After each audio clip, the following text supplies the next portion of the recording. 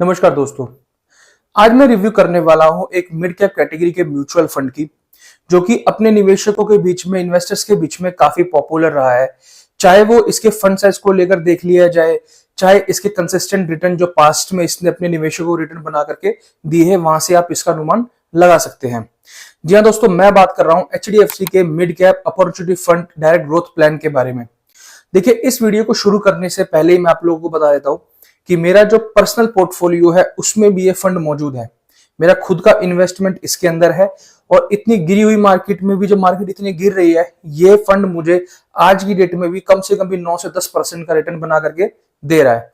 But इसका मतलब ये नहीं है कि आप बिना कुछ सोचे समझे इस फंड के अंदर निवेश कर दें। तो आपको पहले अपनी भी रिसर्च करनी है और बाद में इस फंड के अंदर आपको निवेश करना है, अगर आपको सूटेबल लगता है तो। चलिए दोस्तों, शुरू करते हैं इस फंड की कुछ बेसिक डिटेल्स के बारे में। उसके बाद मैं बताऊंगा कि इतना ज्यादा एयूएम होने के बाद, इतना ज्यादा फंड साइज होने के बाद, क्या 2025 में आप इस फंड में निवेश करना सही रहेगा या फिर आपको इसे अवॉइड करना है। तो चलिए शुरू करते हैं इसकी कुछ बेसिक डिटेल्स के बारे में। जैसा कि मैंने आपको बताया, इस फंड का नाम है HDFC mid cap opportunity fund direct growth plan. इसका जो फंड साइज है वो है 77,682 करोड़ का और इसकी एनएवी है आज की डेट में 207 रुपए 16 पैसे। मिनिमम एसआईपी आप इसमें शुरू कर सकते हैं 100 रुपए से।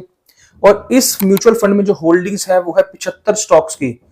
एक्सपेंस रेशियो है इसमें 0.75% का और एग्जिट लोड है इसमें 1% अगर आप शुरुआत के एक साल में ही अपने पैसे को रिडीम कर लेते हैं तो।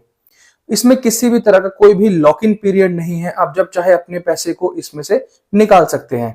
चलिए दोस्तों, अब हम इसको इसके खुद के बेंचमार्क से, जो कि है निफ्टी 150 मिड कैप का टीआरआई, उससे हम इसको कंपेयर करके देखते हैं। देखिए, आपके सामने जो ये चार्ट दिख रहा है, इसमें जो ये ब्लू कलर की लाइन है ये इंडिकेट कर रही है इस म्यूचुअल फंड के परफॉर्मेंस को, और जो नीचे वाली लाइन है वो इंडिकेट कर रही है इसके बेंचमार्क को। तो आप ये देख सकते हैं कि इसने कितनी अच्छी तरह से अपने बेंचमार्क को बीट किया है। और 2020 में जो क्रैश आया था कोविड की वजह से, उसमें भी इसने बहुत अच्छी तरह से अपने बेंचमार्क को बीट किया था। चलिए दोस्तों, अब हम लोग जान लेते हैं इसके रिटर्न्स के बारे में कि इसने कितना रिटर्न बना करके दिया है, एनुअलाइज्ड रिटर्न्स कितना बना करके दिया है। देखिए दोस्तों, अगर मैं बात करूं इसके एक साल के रिटर्न की, तो एक साल में इसने बना करके दिया है 44.39% का रिटर्न। अगर मैं बात करता हूं 2 साल की, तो 2 साल में इसने बनाया 36.62% के रिटर्न। अगर मैं बात करता हूं 3 साल की, तो 3 साल में इसने बनाया 27.65% के रिटर्न। अगर मैं बात करूं 5 साल की, तो 5 साल में इसने बनाए हैं 30.24% के रिटर्न और 10 साल में इसने बनाए हैं 19.91% के रिटर्न। और जब से ये फंड लॉन्च हुआ है, मतलब 1 जनवरी 2013 से, मतलब ऑलमोस्ट इसे 11 साल हो चुके हैं, इसने बना करके दी है 22.44% के रिटर्न।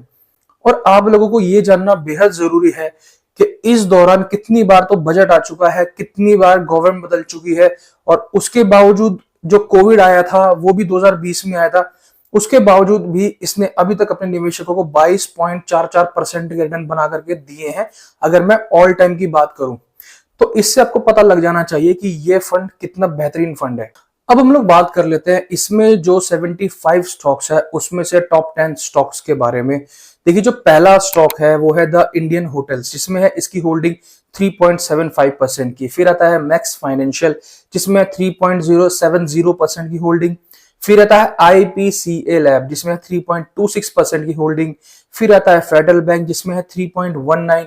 फिर आता है बालकृष्ण इंडस्ट्री, जिसमें 3.06। फिर आता है अपोलो टायर्स, जिसमें है 2.95।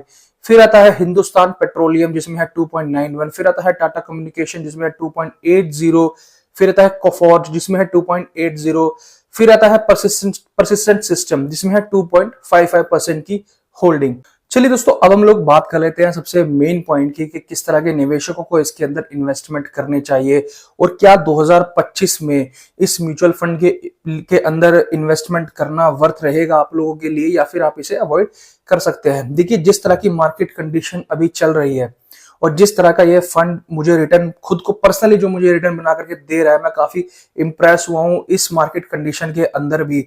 देखिए दोस्तों, अगर आप एक इस तरह के निवेशक हैं जिसके पोर्टफोलियो के अंदर एक या दो तीन से ज्यादा मिड कैप के फंड है, तो आप इसको जरूर अपने पोर्टफोलियो में कंसीडर कर सकते हैं।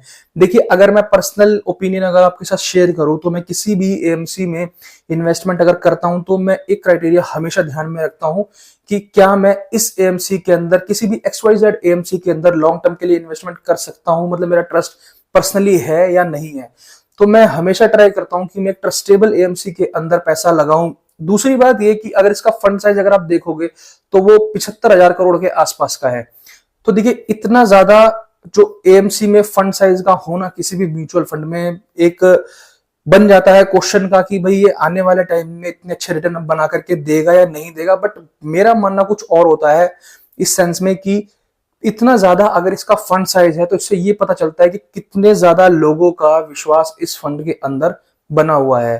तो आप इसी चीज से देख सकते हैं। लास्ट चीज मैं आपको ये बताऊंगा कि मैंने जो 10 साल 11 साल का आपको इसका डाटा दिखाया है, उसमें भी इसने 20 से 22% के रिटर्न बना करके दिए हैं।